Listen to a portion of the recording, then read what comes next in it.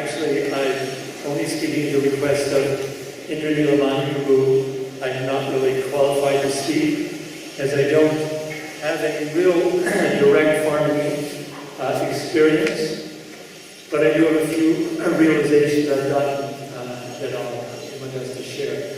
My name is Banbhatta Prabhu, and I joined the movement in 1972 in San Francisco, and did a variety of preaching engagements since that time, mostly book distribution, collecting to help build temples in India. And for the last 15 years I've been living in Los Angeles.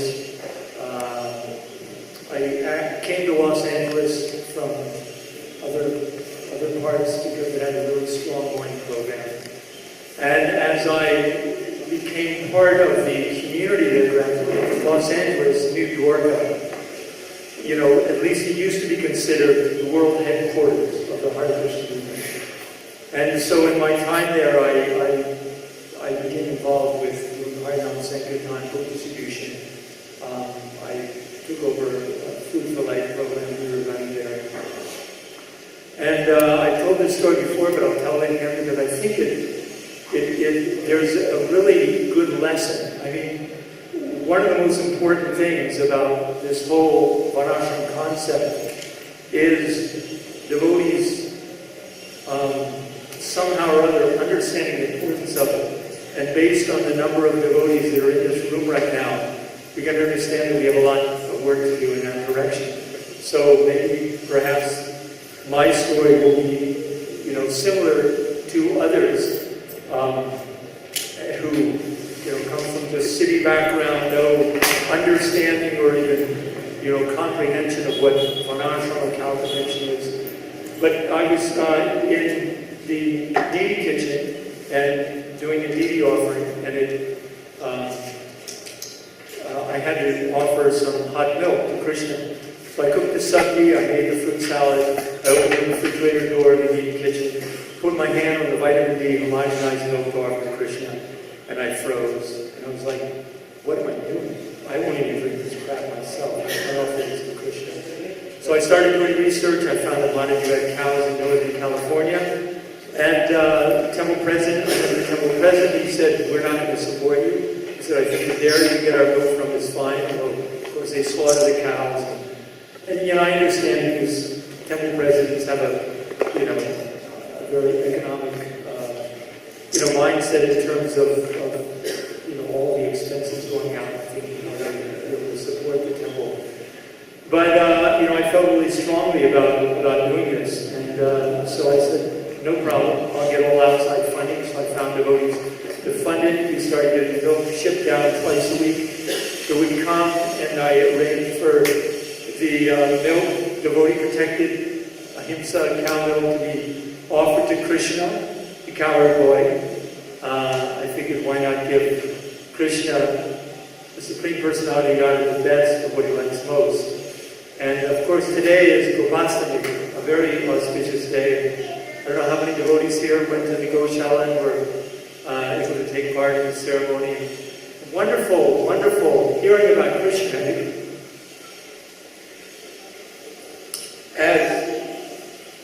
As he was growing up with the cows, it just reinforces in my consciousness how important the cows are to Krishna. And we know philosophically for so many different reasons, the ghee for sacrifices, the cow itself, the miracle of milk, how important it is. And so this process of arranging for Krishna's daily milk offerings and for almost all milk sweets in New York that we made with this milk, I observed my consciousness start becoming transformed, and I started doing studied all Prabhupada's, everything Prabhupada said about cow protection and about agricultural self-sufficiency, and also started studying books by naturopaths, some of this in terms of the danger of homogenized pasteurized milk. And over time, it's been going on about 5 years, I started, when I could get extra milk, I'd sell it to devotees. And I started feeling this glow to grow inside of me.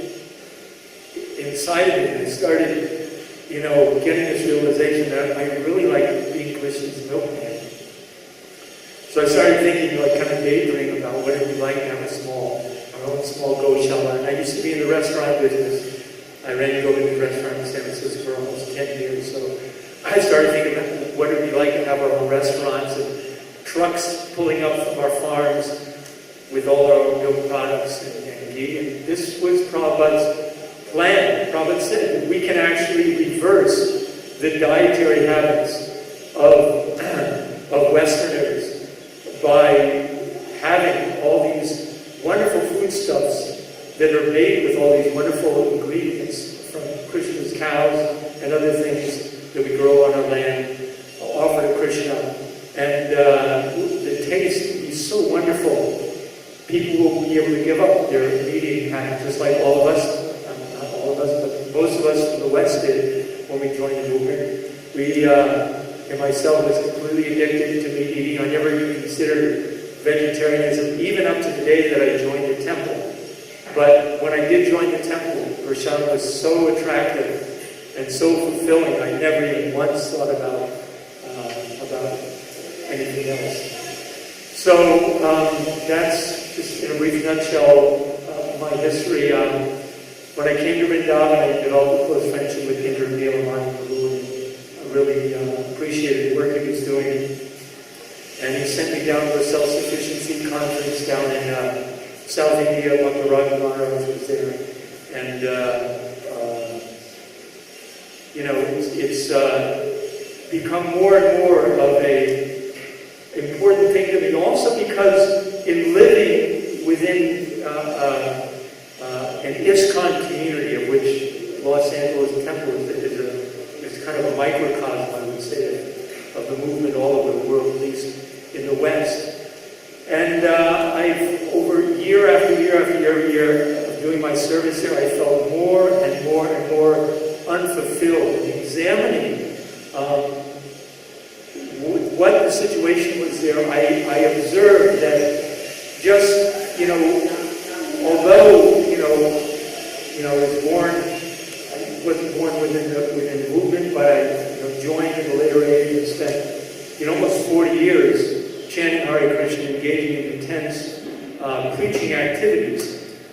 I still observed how much I'm still addicted to this, addiction of immediate gratification, and observing that also in my godbrothers and in the devotee assembly in general, and how the relationships with devotees are, they're just not, for me anyway, weren't really deeply fulfilling. And I started observing that kind of a lot of us are just kind of, performing our duties. Of course, we're getting a taste from it. But, I just started, studying and started talking to devotees who are connected with different farm projects and realizing that, this is Prabhupada's mandate, and this is not only our future, but it's the future of the whole world. And it really started making more and more sense philosophically.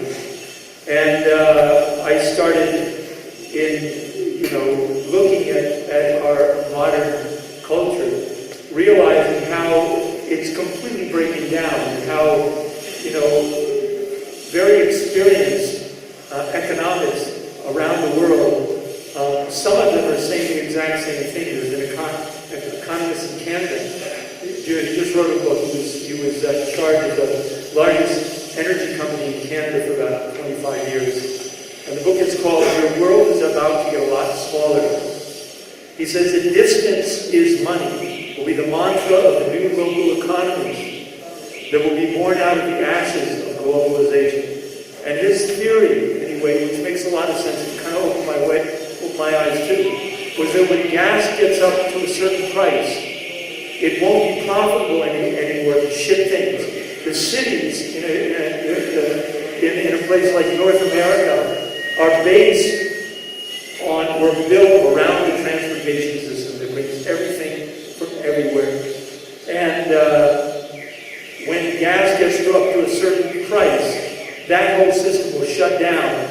And again, local economies, which have been, this has been shutting down, over the last, 40, 50 years, and, becoming more and more prevalent, will start again to take root and to grow.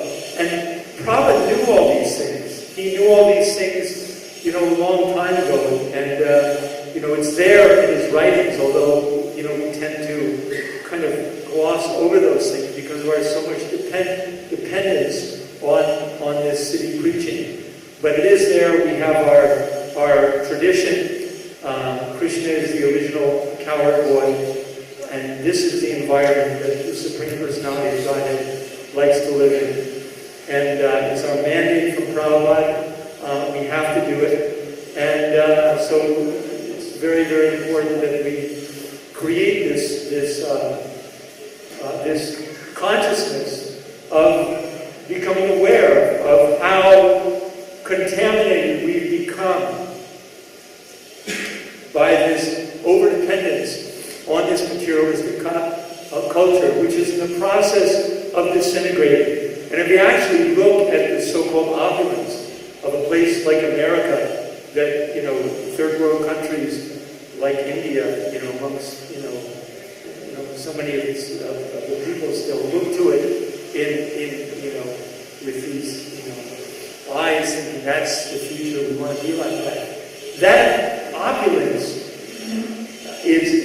will very, very quickly is going to be destroyed because most of that opulence now, it's gotten to a point where the sinful activities are so great, and pretty much the whole financial system, economy, and everything, expanding from that is based on a false premise. There's nothing backing the currency. The culture is, all these companies that all are devotees pretty much are working for household devotees. What are they actually doing? Huge percent of them, I don't know, maybe 95% of them, their whole activity is actually destroying the planet.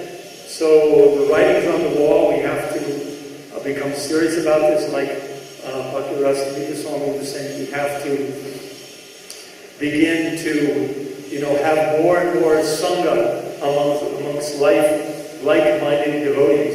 And especially at this stage of our Krishna consciousness, I think we have to become more and more intelligent and start picking our association that's going to help us come into the next level of our awareness in Krishna consciousness. Krishna consciousness means becoming aware of who we are, our relationship with Krishna, and our relationship with other devotees.